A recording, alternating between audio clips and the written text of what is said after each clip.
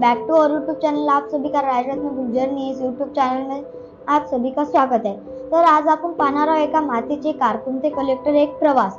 एका मातेने कसे कारकूनच्या नोकरीपासून ते कलेक्टर कशी बनली याच्यावर आज आपण हे पाहणार आहोत। तर हे खूप इंटरेस्टिंग स्टोरी आहे एका मातेची।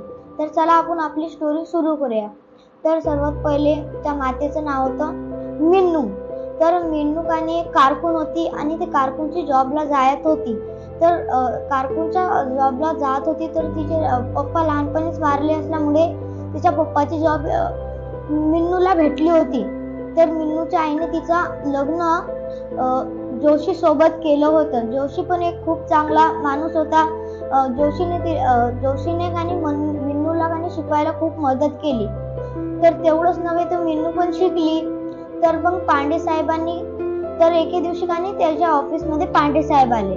तर सर्वात लहान मिन्नू असल्यामुळे पांडे साहेबांनी एके दिवशी मिन्नूचं जरा हसी मजाक केली।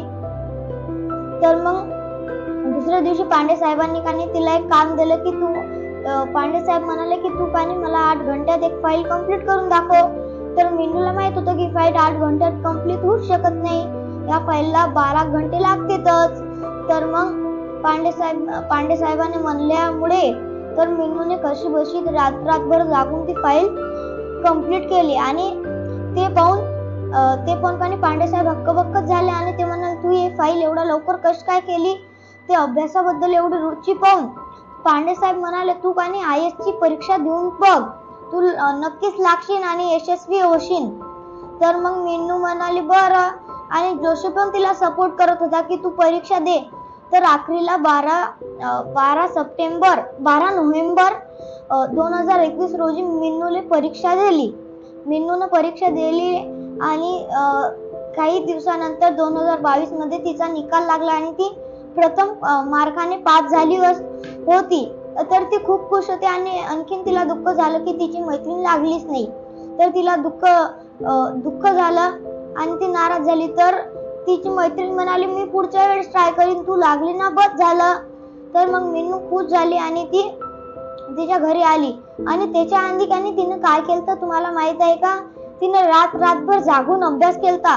सकाळी तिची ती कारकूनची नोकरी आणि संध्याकाळून तिचे लेकरं बाळ सांभाळणं हे करून तिने रातभर जागून अभ्यास केला आणि ते एके दिवशी IAS बनली। जर आपण मनातनी धैर्य ठेवू आणि म्हणू की मी हे करू शकतो तर आपण करूच शकतो। आणि आपल्या मनाने जर विचार केला मी हे करू शकत नाही तर आपण करू शकत नाही। मी तुम्हाला एक गोष्ट सांगू का? The power of subconscious mind हे एक पुस्तक आहे। त्याच्यातनी कानी काय करते की एक माणूस कैद असते, तो कैदी असते, त्याला कानी फाशी होणार असते। तर सायंटिस्टने विचार केला की याला फाशीच होणार आहे तर आपण याच्यासोबत एक एक्सपेरिमेंट करूया। तर त्याला कानी त्याच्या डोळ्यावर बांधली पट्टी आणि त्याला म्हणाले आता कानी आम्ही तुला कानी या दुनियातल्या सर्वात जहरीला सापाने तुला चावणार आहोत। तर ते पाहून त्याचा सबकॉन्शियस माइंड कानी घाबरला आणि त्याला वाटलं की हे जर साप चावला मला तर मी मरणारच। तर कानी एक्सपेरिमेंट साठी कानी त्याला कैदीला कानी सापानं नाही कटवलं, तर त्याला फक्त एक कानी जराशी सुई टोचली। तर त्या कैदीला वाटलं की मला या दुनियातला सर्वात जहरीला सापच चावला का।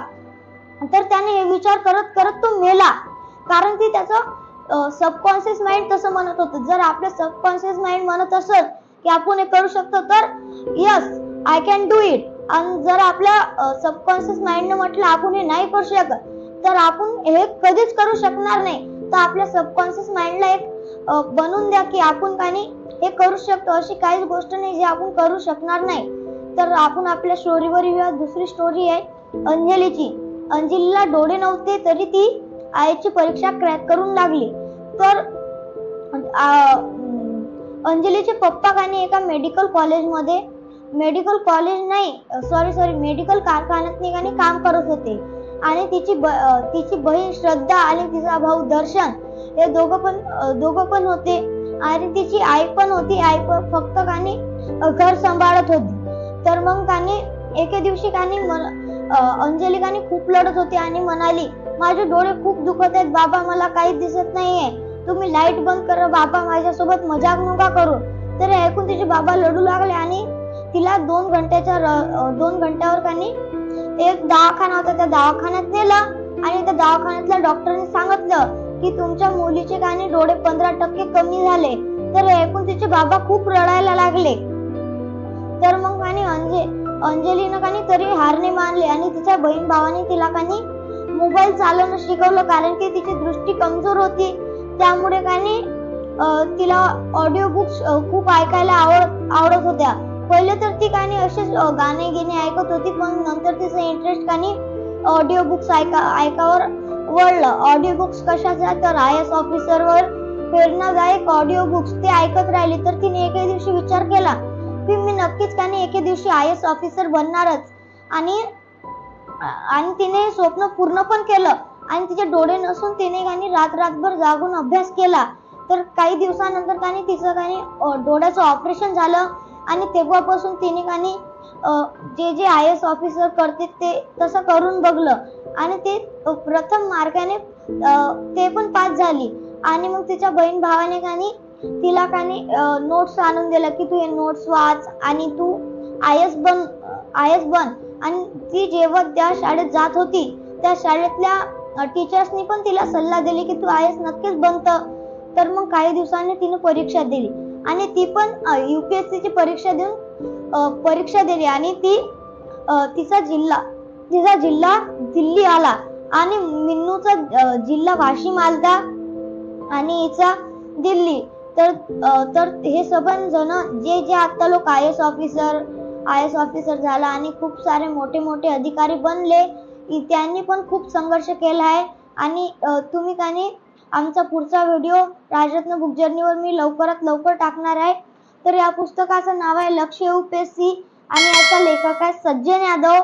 तर तुम्ही हे पुस्तक